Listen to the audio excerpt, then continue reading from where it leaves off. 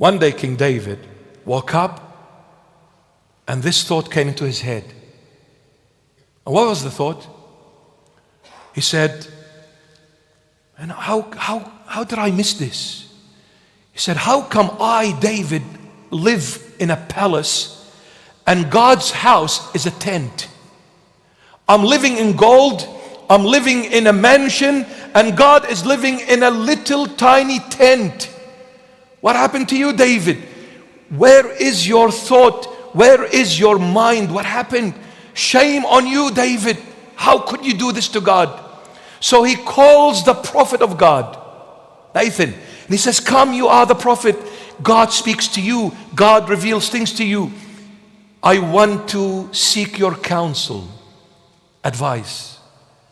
Prophet, this is what I'm thinking of doing. What do you say, prophet? Shall I do it or not? The prophet said, may the king live forever. Why are you asking? There is nothing more beautiful than this kind of a thought. Well done, King David. Nobody thinks like you. Look how you are thoughtful. You are even thoughtful when it comes to God. Well done. Go ahead. And the prophet goes home. That night comes God. God comes to him. He says, wake up. Who told you, prophet, to say this to David? Did you ask me? The prophet was shocked. He said, what do you mean, God? You see, it's written, read it. I'm telling you as a, a good night's sleep story. The prophet said, God, why would I ask you? David, King David has thought the most beautiful thought ever that could cross anyone's mind. Look at him, how much he loves you, and look at him, how much he's caring for you. He wants to build you a mansion, not a tent. He said, you get up this very night. You're not going to sleep. I don't care what time it is. You get up right now, prophet, and you go to David right this moment at night, and you better tell David this from me to him. David, God is saying this to you. Remember where I got you from.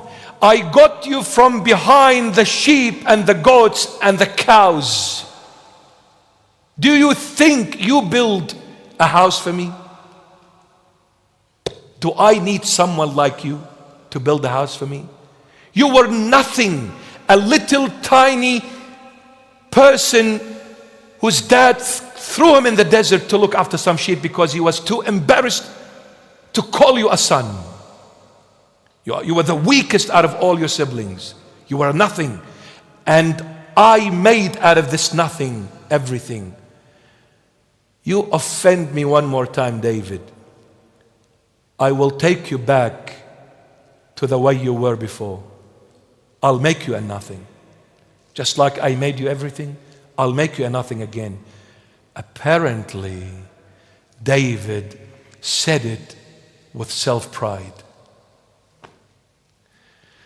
You know why he said it with self-pride? You see, because you need to read the Holy Bible and read between the lines.